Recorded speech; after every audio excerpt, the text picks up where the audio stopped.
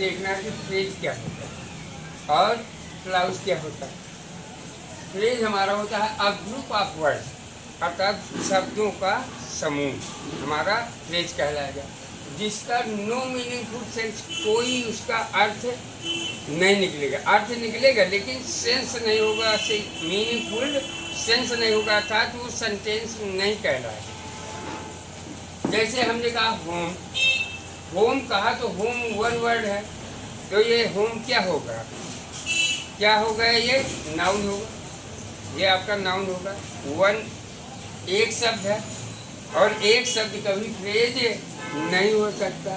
Phrase के लिए words, a group of words, शब्दों, यहाँ शब्द नहीं यस लगा है, बहुवचन है इसलिए वर्ड्स, समूह को हमें चाहिए जिसका अर्थ नहीं निकलेगा, वो मीनिंगफुल नहीं होगा, अर्थात वो फ्रेज कहलाएगा।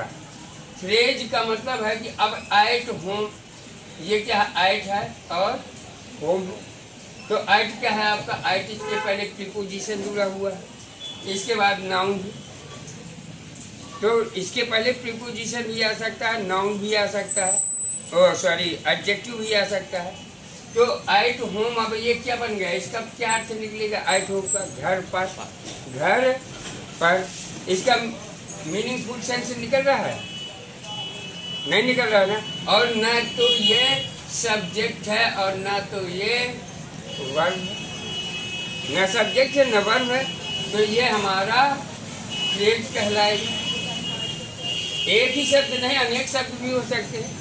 अब जितने हमारे आइटम्स होते हैं वो सभी फ्रेज होते हैं, आइटम्स सभी फ्रेज कहलाते हैं।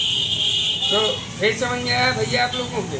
अगर फ्रेज समझ में आ गया तो अब इसका क्लाउड, हिंदी अगर समझना है तो क्लाउड का मतलब होता है उपवाक। क्या होता है? उपवाक। अब उपवाक का मतलब है कि सब्जेक्ट प्लस बी, अर्थात कर्ता और क्रिया, और फ्रेज में क्या होगा, इसका अपोजिट, अर्थात सब्जेक्ट में कर्ता क्रिया नहीं होगा। मैंने बताया ना तो सब्जेक्ट होगा ना तो वर्ब होगा। और क्लाउड में हमारी सब्जेक्ट होगा, वर्ब होगा, लेकिन ये भी आपको मीनिंगफुल सेंस नहीं देगा, ये भी मीनिंगफुल सेंस नहीं देगा, उपवाक होगा। इनको जोड़ने का जो कार्य करेगा उसे कंजंक्शन कहेंगे। फ्रेज टू फ्रेज, दो फ्रेज जोड़ दे, जैसे एग्जाम्पल पे आई, अब जैसे यहाँ पे हमने लिखा at home at office, at home at office लिखा। अब एट होम एट ऑफिस में हमें जब तक ये सब्जेक्ट और यहाँ विल जो लिखा है, वर्ब हेड क्या हो गया, वर्ब हो गई।